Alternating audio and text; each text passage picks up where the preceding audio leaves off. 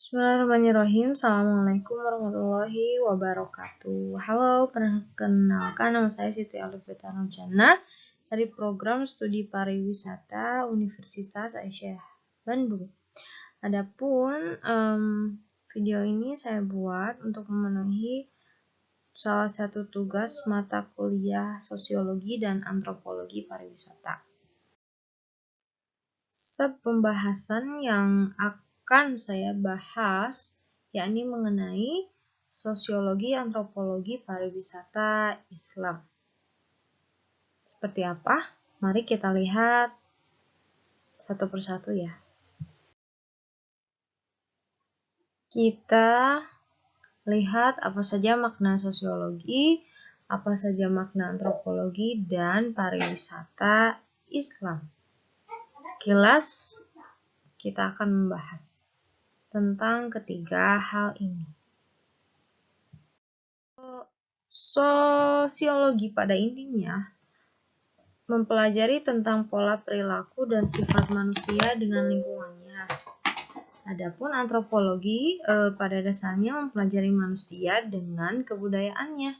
Dan pariwisata Islam dimaksudkan bahwa setiap kegiatan kepariwisataan harus berdasarkan prinsip Islami atau harus berdasarkan sesuai syariat Islam.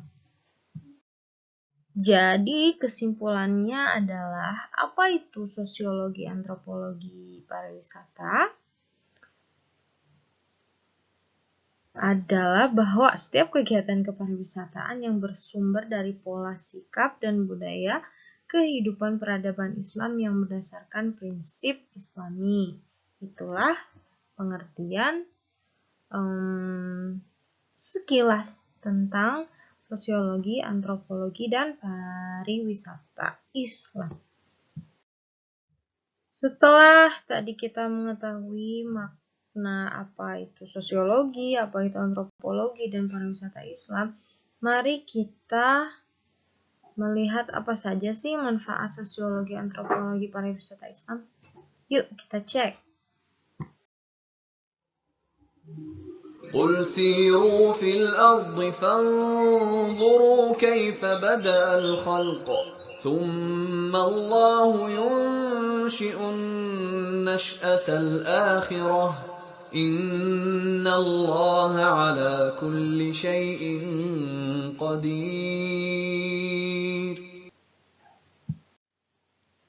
Allah berfirman dalam Quran Surah Al-Ankabut ayat 20 yang artinya, katakanlah, berjalanlah di muka bumi, maka perhatikanlah bagaimana Allah menciptakan manusia dari permulaannya. Kemudian, Allah menjadikannya sekali lagi atau membangkitkannya manusia sesudah mati kelak di akhirat. Sesungguhnya Allah Maha menguasai atas segala sesuatu. Ayat ini mengungkapkan bahwa hendaknya setiap manusia itu siru atau dalam bahasa Indonesia berarti berjalan atau berwisata agar setiap manusia di seluruh muka bumi ini dapat mengambil pelajaran kehidupan setelah atau bahkan sebelum atau ketika hidup di dunia ini. Jadi tujuan konsep pariwisata Islam pada dasarnya adalah untuk mengambil pelajaran, peringatan, dan sebagai media untuk lebih dekat kepada Allah Subhanahu wa Ta'ala. Dilansir Dewan Syariah Nasional Majelis Ulama Indonesia, ada beberapa kriteria dan manfaat dalam pembangunan suatu destinasi wisata yang berbasis Islam atau pariwisata Islam. Di antaranya satu, harus mewujudkan kemaslahatan umum atau kemaslahatan bersama. Tidak hanya salah satu pihak, tapi harus memberikan keberdayaan bagi masyarakat setempat, entah itu lingkungannya, entah itu kebudayaannya, dan perkembangan ekonomi yang merata. Lalu harus adanya pencerahan, penyegaran, dan penenangan, harus memelihara amanah, keamanan, dan kenyamanan, dan mewujudkan kebaikan universal dan inklusif. Karena Islam itu adalah agama yang memiliki konsep rahmatan lil alamin dalam pembangunan setiap hal, terutama kepariwisataan itu setidaknya harus memberikan dampak secara menyeluruh. Seperti itu. Selain tadi beberapa hal yang disebutkan, ada juga setiap pembangunan destinasi wisata atau kepariwisataan yang islami setidaknya harus memelihara kebersihan, kelestarian alam, sanitasi, dan lingkungan. Karena Allah itu sangat menyukai keindahan dan kebersihan. Lalu, harus menghormati nilai sosial budaya dan kearifan lokal, terutama yang tidak bertentangan dengan nilai islami. Akan tetapi, meskipun ada beberapa budaya yang bertentangan dengan Islam, tetap saja kita harus saling menghormati, saling menghargai, dan saling toleransi. Apalagi kita sebagai warga Indonesia yang memiliki berbagai macam kekayaan budaya setiap daerahnya. Terakhir, ada penataan dan perbaikan kehidupan sosial masyarakat yang lebih baik. Jadi, dibangunnya suatu destinasi wisata atau kepariwisataan, industri kepariwisataan harus selalu memberikan dampak yang lebih baik secara sosial bagi masyarakat. Setelah tadi kita melihat beberapa manfaat sosiologi dan antropologi pariwisata Islam, kita akan melihat apa saja budaya pariwisata Islam dan juga manfaatnya.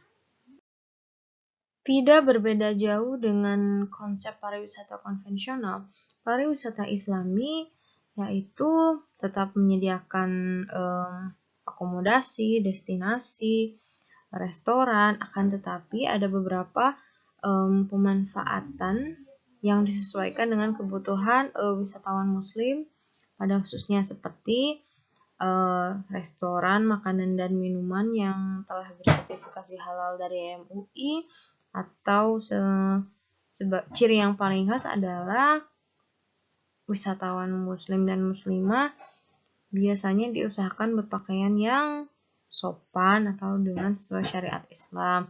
Untuk perempuan memakai kerudung dan menutup aurat, begitupun juga dengan laki-laki, menutup aurat dan berpakaian yang sopan juga rapi. Selain restoran dan penampilan para wisatawan muslim dan muslimah, biasanya disediakan musola yang memisahkan antara laki-laki dan perempuan.